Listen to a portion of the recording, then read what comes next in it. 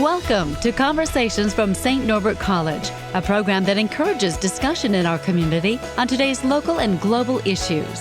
Now your host for Conversations from St. Norbert College, author, professor, and nationally known sports economist, Dr. Kevin Quinn. Welcome to Conversations from St. Norbert College. Our special guest is Anna DeForge, a Wisconsin Basketball Hall of Famer and two-time WNBA All-Star. We'll discuss Anna's basketball career and what keeps her busy these days. Anna, welcome to the program. Thank you for having me. And welcome back to Wisconsin. Thank you.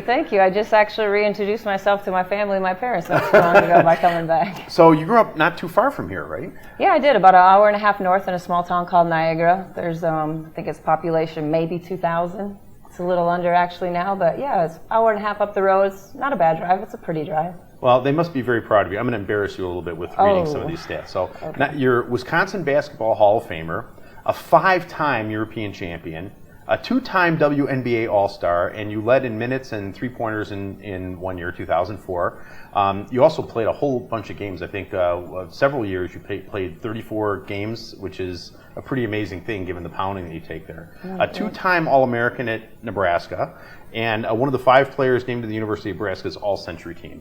And I'm sure I'm leaving a bunch of stuff off. In fact, I think that you were just recently MVP in this past season. Is that right? Well, I'm 1 year ago removed now, so I retired about a year ago. So it was in 2015. But that is an unbelievable thing. In fact, we've had the opportunity to talk to a lot of athletes here. You might be the biggest star that we've had on this show. So congratulations. I highly doubt that. But thank you. So here's my first question is, what is it like to be a top-tier professional athlete? I mean, literally the top of the sport that you're in. Very humbling, very honoring. It just means that all the hard work, all the dedication, all the discipline and sacrifice that you put into your craft, to your sport, to your passion, paid off. I mean, it's really hard to reach the top, the pinnacle of your whatever it is. If you're a CEO of a company, if you're the president, whatever it is, it's always really hard to earn one of those spots. And in the WNBA, there's 12 teams, maybe 13 or 14 when I played, and you're talking 10, 12 players a team. And you're not just competing against the people in the United States, you're competing against the people in the world. And I was very blessed to be able to say that, for 9 years I held one of those positions. And that was in the WNBA, but you played in Europe. You had a 17-year-long professional career, which is an incredible feat, really, given the pounding. It's not just the pounding that you get on a nightly basis, but all those years of all the jumping up and down on gym floors from the time you were 6 or 7 years old. How did you do that? You're making me sound really old. But I didn't mean that. No, 17 years is a really, really long career. And like I said, I've just been very fortunate and very blessed. I think along the way, you learn how to treat your body. You learn what to put in your body. You learn how to take care of your body. And those are some of the things that, as an athlete, if you want your career to go long, if you want to prolong your career, if you want to be productive all the way throughout your career, you have to produce. Basketball is a production business. And if you don't keep getting better, if you don't keep improving, somebody else is going to take your job. It's just like that in the business world. It's just like that everywhere. So luckily, throughout that space, I only had one surgery, one major injury, one knee reconstruction, and that was enough for me. Yeah.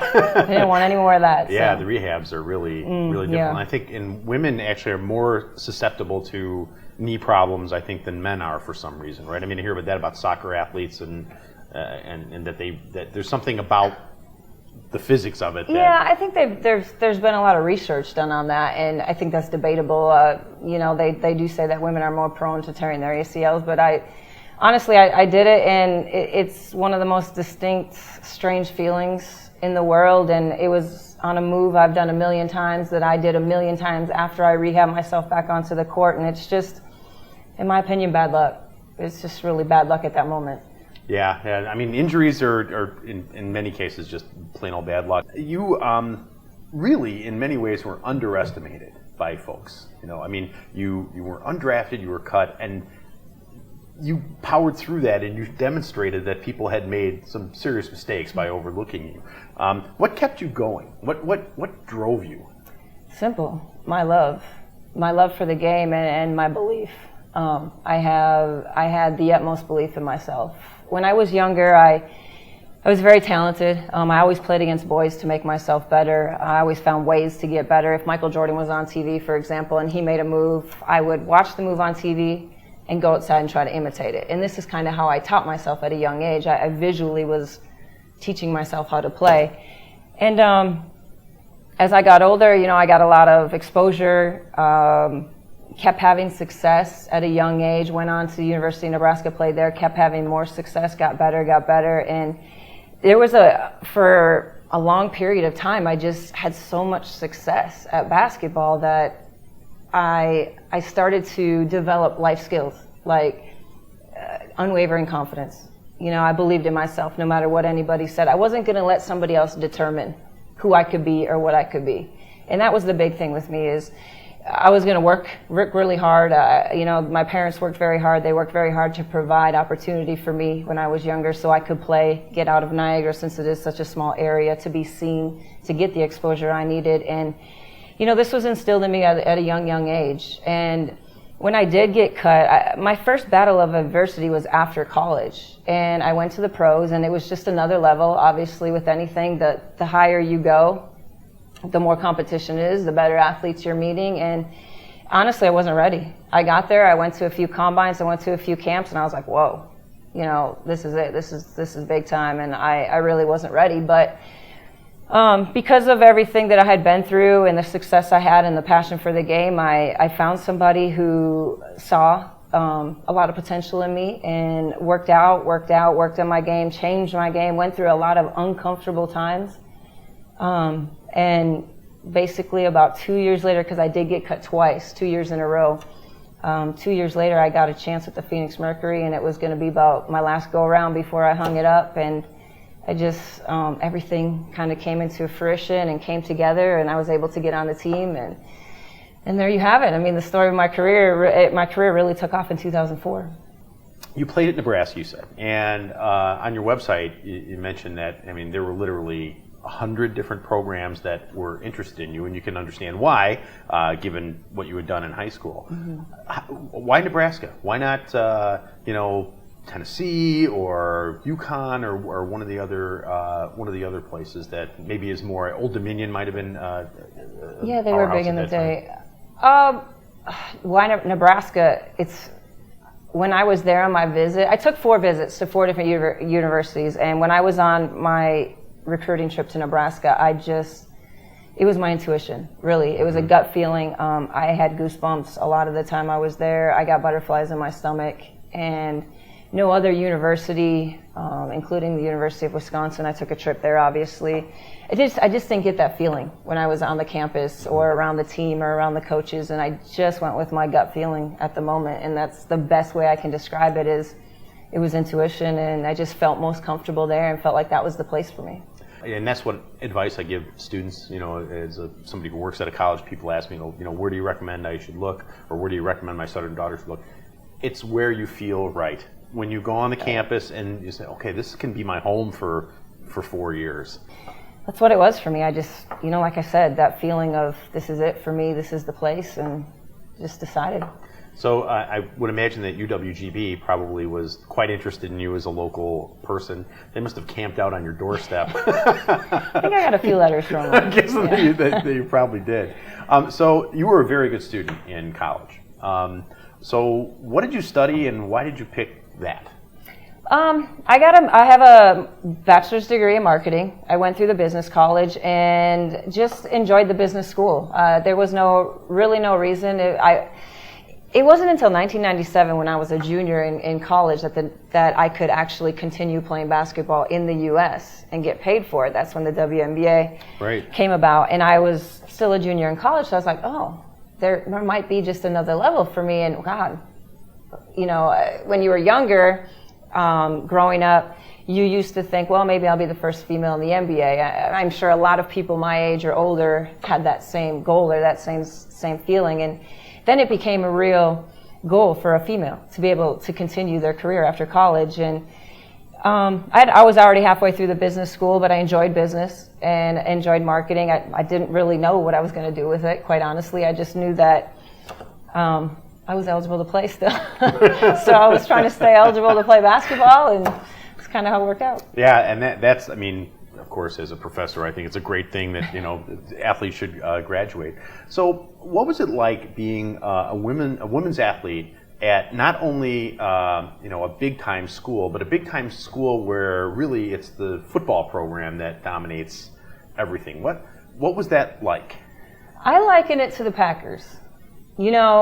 Everybody in Wisconsin knows about the Packers. Everybody in the world knows about the Packers. Yes, this is true. And this is what the University of Nebraska is to Lincoln, is to Nebraska. There's no other professional sports teams there. The University of Nebraska is it. I mean, they get all the support, they get all the attention, and the football program obviously is one of the best in the country always. And it was just, you never get intimidated by that. You're happy to be a part of it. You're happy to be there. You're happy to be represented by that, wear that N on your chest and be able to put on that uniform and go out and represent that school and that college. But yeah, it was a really, really great experience for me. It wasn't overwhelming at all. I loved every minute of my 4 years there. I enjoyed my career there. I loved going to the football games. I loved supporting other programs there. Nebraska isn't just good at football. They're good at a number of different sports. So it's just a great, great university. And like I said, there's so much attention there that, there's always eyes watching you. Who was your big rival when you were there? Oh, well, halfway through my career, we were the Big 8. Mm-hmm. So then another halfway through, we changed to the Big 12, and now obviously they're in the Big 10. But Kansas was always a big rival for us. The Texas teams, pretty big rival, and then Colorado. I was waiting for that. Yep, Colorado, all the neighboring, and then you just develop different rivalries with different teams because maybe there's a team that's better than you, or there's a team that is the measuring stick and you're trying to catch them, or you're the measuring stick and they're trying to catch you. So in that 4 years, a lot changed. My freshman year, I think we had 500 to 800 people in the stands, and we just were not very good. It was really eye-opening for me because I didn't lose a lot of games in high school, but when I got to Nebraska, we just were not very good. But what we did my sophomore year, my junior year, and my senior year, in the 4 years that we completely changed the program around. We went from about 800 butts in the seats to about 13,000 by my senior year. And that in itself was really rewarding because you could see the program take off in those 4 years. Well, you had the opportunity to be in the NCAA tournament. Yep, twice. What was that like?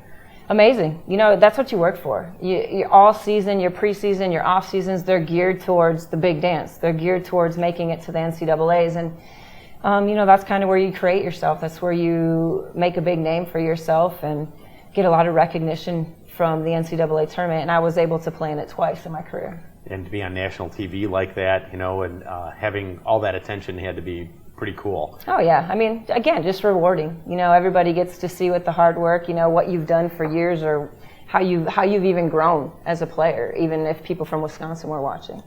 So let me ask you this: you were going to school, going to class, and all that stuff. So in a lot of ways, you had a typical college experience, right? Right. But in other ways, you didn't. So how did you balance, elite athletics with just the everyday stuff of going to class and carrying books and doing homework and all that sort of thing? You have a lot of help. You have a lot of support. You have a lot of people keeping you in line. You have a lot of people you can go to if it's overwhelming for you. This is what Nebraska did a really, really good job with. Their support system for athletes, academically and athletically, was second to none. Their facilities that they offer their student athletes is second to none. If you're struggling in a class and you're not understanding something and you need a tutor, you'd go to the Hewitt Center, you'd fill out a form, hey, I need a tutor in this, here's my hours that I'm available, and poof, you have a tutor. And, it's just, everything is readily available to you. If you need any help whatsoever, if they can help you, they were going to help you. So it's a lot of support. A lot of people, keep you in line and keep you on track. And in my 4 years there, that was just a huge thing, just to keep every athlete on the court, obviously eligible to play, and then, excelling. I want to, before we get back to the pro career, I want to talk a little bit about growing up. So at some point you had to realize holy cow, I'm really, really better than anybody else at this. Do you remember sort of having that moment? Well, like I said, when I was growing up, I wasn't your typical girl growing up. I was a tomboy in a sense because I loved to play sports. You wouldn't catch me at the mall. You wouldn't, Me either. Parents probably loved that because I wasn't spending money. But, all I wanted was a basketball or some sort of ball to play with, and I would go around the neighborhood and look for the guys and the boys in the neighborhood and just play with them. And they never shunned me away. They never discriminated against me. They were always like, yeah, come play. They were always very inviting and encouraging. And I think that was a big lift for me as a young girl growing up, and also helped me advance a lot quicker because when you play against people who are bigger, faster, stronger, I always used to tell them, you're not smarter than me. I can outsmart you, so you might be able to jump higher than me, but I'm going to kind of beat you up here. But this helped me develop a lot quicker. Who were your mentors? In other words, when you think back on who really made a difference in not just your athletic career, but in your life. Obviously my parents, watching them work 2-3 jobs just to provide, obviously them, and then coaches along the way, whether it was at the college level, at AAU level, high school, even in the pros, Europe versus America. I had a lot of people who, like I said, supported me and had a vision for me and saw talent within me and just developed it out of me and pushed me to levels that made me very, very uncomfortable. And this is where I had the most growth as a person and as a player is this, when you get to a level where you're uncomfortable, where you actually feel like, God, I was Miss Wisconsin basketball and you're making me feel like I can't dribble or I can't shoot. And this is when I knew that I had a lot of growing to do, that I could get better. And this is when my game really started to take off, when I had met these people who could push me to another level. So after the WNBA, you played in Europe, and could you even list all the different countries that you played for? Yeah, of course I can. Okay. I played 3 years in Poland, and after that I was a year in Turkey. Then I was 2 years in Spain. Then I was a year in Czech Republic, and then I went back to Turkey. 2 years back to Turkey, and then I finished my career in Latvia. So those are all... That's quite the tour. I mean, I'm not sure that the U.S. Secretary of State travels as much as you have. But, I would like to travel her way. So where did you really like to play? I mean, if you could pick any place right now and play, where would you want to play? All of them. Every country was a different experience, obviously. You get to understand the people, you get to understand the culture, the different way of life. The language sometimes was an issue. Luckily, English is kind of universal, and the coaches spoke English, the team spoke English, so you're taken care of in that aspect. But every country that I played in, I took something away from. And, if it was the people, the fans, the way of life, my experience there. It's just, there wasn't a most favorite and there wasn't a least favorite. Every country was nice and different in its own right. I mean, what a cool thing to be able to, go to a place and really live there. It's one thing to go and visit. It's another thing to live there, have an apartment, right. Go down to the, grocery shop or whatever and buy stuff. You're literally there 7 or 8 months. So this isn't like a quick trip where you're in and out. You're really fully engrossed in the lifestyle, in their lifestyle, in their way of life, and you're just trying to take it all in plus excel at your sport. So how would you compare European women's basketball crowds to American WNBA crowds? In other words, do they understand the game better? Is the women's game more on a par with the men's game than it is here? I don't think I would touch about the understanding. I think sport is sport, basketball is basketball. Anywhere you go, it's fans are passionate wherever they are. They love their team, they love their player, whoever that is, whoever they recognize with, that's who they love, that's who they're going to support, and their support is unwavering. It doesn't matter if you're the worst team in your league or your country, or if you're the best team. This is kind of the neat thing, especially about women's athletics and women's support, is it's unwavering support. The biggest difference between Europe and the U.S. is the venues that you play in. Sometimes the venues in Europe are more likely to a high school venue here in the U.S. So maybe 1,000 people, maybe 1,500 people.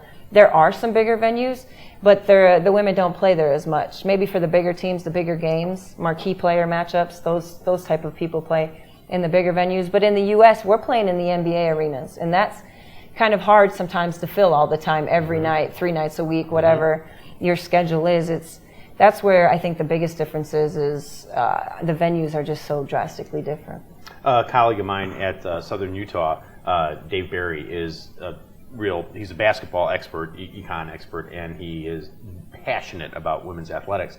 And he just wrote an article saying that 20 years in, the WNBA is drawing crowds almost identical to what the NFL folks were doing 20 years in, what the NBA was doing 20 years in, even Major League Baseball. So, that drawing 8,000 to 10,000 a game, that's actually pretty good for a league that's as young as the WNBA is. Yeah, and I think that even say that the WNBA has been here for 20 years is amazing in itself. I think that that is a lot of, it's really good marketing. The product that's on the court is, if you've never seen a females game, if you've never even given it a shot, I would say go try. Don't prejudge just because we can't dunk.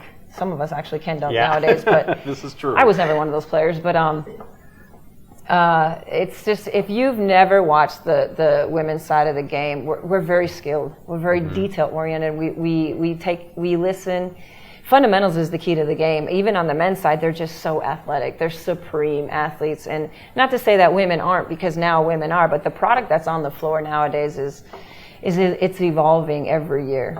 In Europe, do they do promotion and relegation in basketball the same way that they do for soccer and other sports there? No, it's not as much the same. I mean, obviously soccer in Europe is huge. There's promotions all the time. You see it everywhere. I don't think the women's basketball is marketed quite to that degree. It is, but not to that degree. And how about the pay? I mean, how does that compare to the U.S.?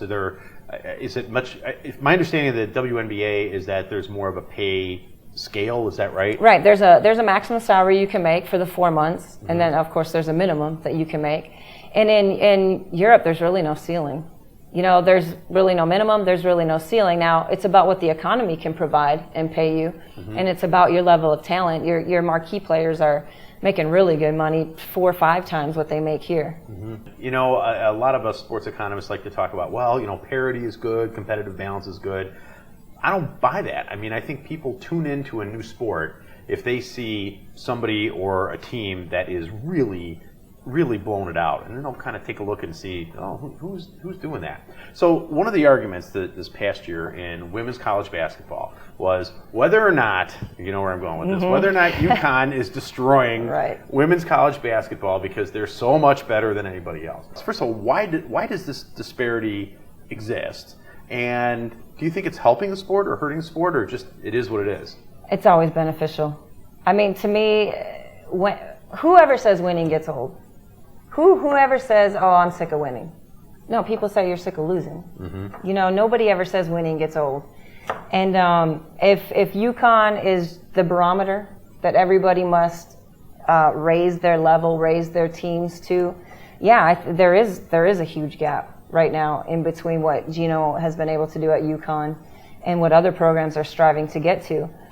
Are people challenging him? Yes. Is there a big gap? Yes. But I think that as far as negativity or, I'm bored watching UConn win all the time, well, nobody says you have to watch. I remember when John Wooden completely destroyed men's college basketball by winning at UCLA all those times, right? I mean, or when the Lakers and the Celtics destroyed the NBA by winning. Did people get sick of watching the Bulls win 6 championships or Michael Jordan? I mean, absolutely not. Now Michael Jordan is a legend. He's in a league of his own, and people are constantly being compared to him. So nobody talked about that on the men's side. They're just talking about it on the women's side. Yeah, somebody, I forget who it was, had an unfortunate tweet that said that and got hammered in social media. I remember that too. Lots of men are coaching women in college and other places.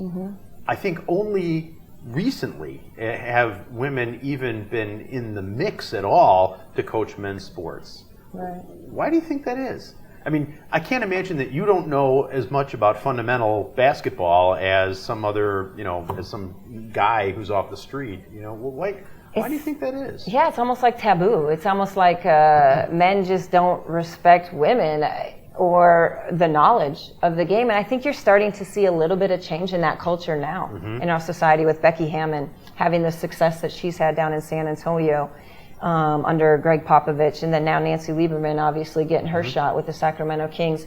You're starting to see some females get rewarded for their minds, because their minds are just as good as, like you said, as a man's. And hopefully they can, that swing and that trend will continue to sway and to turn, and you'll get to see some women have more opportunity, even at a high school or collegiate level, get more looks and have more opportunity to try to be successful at a men's program. Years ago I asked this question, and the prevailing wisdom, at least at college as well, the male athletes won't want to be recruited by female coaches.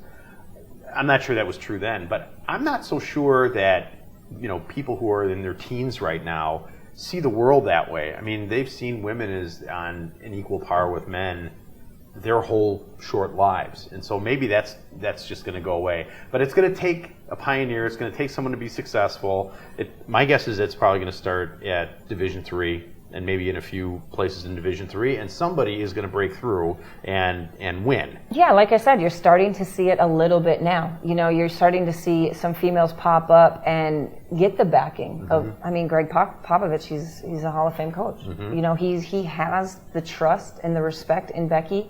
He's shown it, and she's done great there. She took the summer league team, won with them. Great story.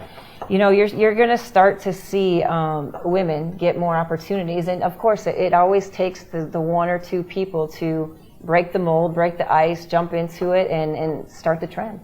Well, we have just a couple minutes left, and I would be remiss if I didn't ask you what life is like now on the other side of a great pro career. What are you up to these days?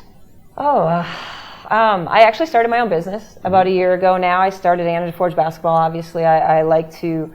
What I do is I've been around the state or the UP surrounding areas, just teaching, sharing my experiences that I've had as a professional athlete, and instilling in kids and in the youth what basketball is and what it can provide. And I love teaching, and this is one thing that I've enjoyed. I've enjoyed getting to know or getting to work with males, females. I work with a lot of males as well. It's not just girls. I work with both. I love to be able to share my experiences, be able to instill some of these fundamentals in their career at such a young age that I had to change at an older age in order to be able to play professionally, and to watch them grow in the short period of time, not only with the skill that I'm teaching them on the court, but even in their confidence or the way I can see them making decisions on the court, just to see them grow as people even, is really, really rewarding for me. And I'm very humbled and fortunate that I can be able to do this. Teaching is one of the great things, and as you know better than anybody, coaches are teachers first and foremost.